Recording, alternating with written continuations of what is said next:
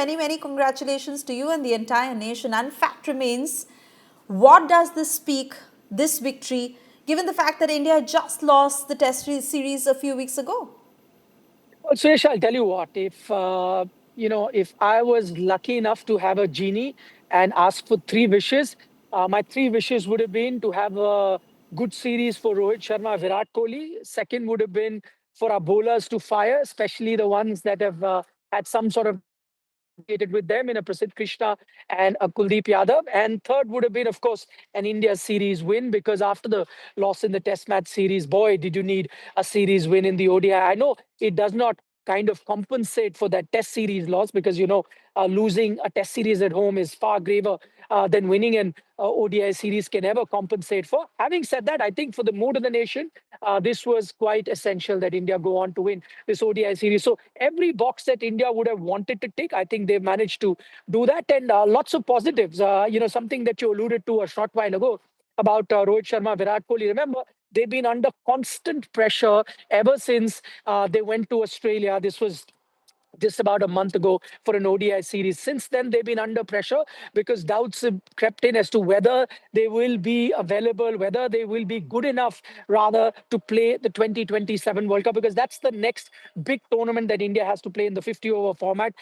Despite those doubts, despite a lot of critics, raising doubts about whether they will be fit enough or be in form enough to play, I think Rohit Sharma, Virat Kohli have answered in the best possible way. What can I say? The highest run getter in this series is Virat Kohli.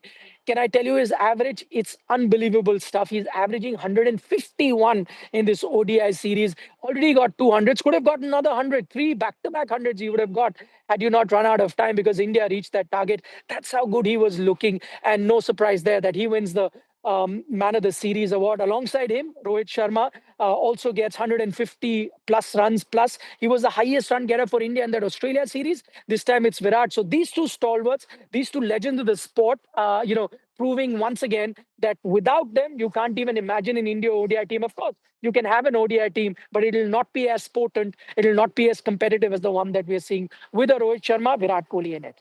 Oh, yes, absolutely, Nikhil. And since we are talking about Virat Kohli, really wanting to understand from you, he has silenced naysayers, and he Yeah. was visibly more aggressive in his approach. What really explains him not sticking to his template and taking the aerial route? That's very interesting, and there are multiple ways of looking at that, Suesha. If I was to look at the entire series, I'd have to say that this was a far more aggressive version of Virat Kohli that we've seen throughout this series so far.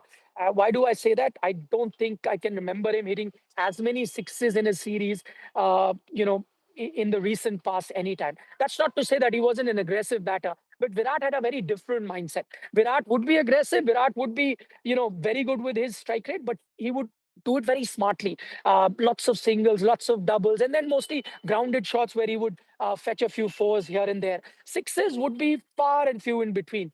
This time around, he wasn't afraid to take the aerial route. In fact, interesting that you point that out. Right after this game was done, when he was getting the Man of the Series award, he went on to say that, he felt that confident. He's feeling quite at ease mentally. He thinks he's right there. And probably that was the reason why he's been playing in this aggressive manner. And let's just talk about this particular knock. I think this knock was also aggressive. There could be two factors associated with that. One, of course, we had a scenario in the previous match where India, many felt, were 20-run short. That is not to pin the blame on Virat Kohli. He, of course, got 100, but many thought that they could have gotten 20 more runs. Maybe as a senior pro, he took it upon himself to show the world that rather than batting at 100, 110 strike rate, he can go beyond that. That's what he was showing in this particular innings. Also, the scenario was such, you were comfortably placed when Rohit Sharma got out. When Virat Kohli walked into bat, I don't think they had too much of a trouble knowing that they'll be able to chase that target. So pressure off his shoulders, I think that also contributed him playing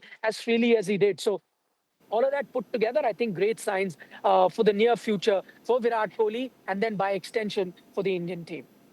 And Nikhil, what would you say about Yashasvi? Has he given a headache to the selectors given today's century? Again, a very, very tough question, but I'd have to say no, because you got to remember, who is it that Yashasvi Jaiswal has replaced in this ODI team? It's none other than Shubman Gill, who's also been given the ODI captaincy very recently. So once he's fit, remember he was injured. Once he's fit, he definitely slots back in. So then you'll again have that Rohit Sharma and Shubman Gill opening partnership. So has he given a headache? Not quite, because I think this was a timely century for him as well. He doesn't get too many chances in ODI cricket. I think before this series started, had only played one ODI. So in that sense, he had to make most of this opportunity that he got. 100 will do him good. Will 100 will keep him, in the reckoning going forward when it comes to ODI cricket. But will it now create a headache for the selectors? I don't think so, because as I reminded our viewers, he's replaced someone called Shubman Gill. But it's always good. It's also a reflection, Shuesha, of the kind of depth that we have in Indian cricket. That you have someone like a Yashasvi Jaiswal who's gotten 100, but once Shubman comes in, he slots back, and then you have a Yashasvi going into the bench. Dare I even say, not even making the squad. So that actually tells you the depth that we have in Indian cricket at the moment.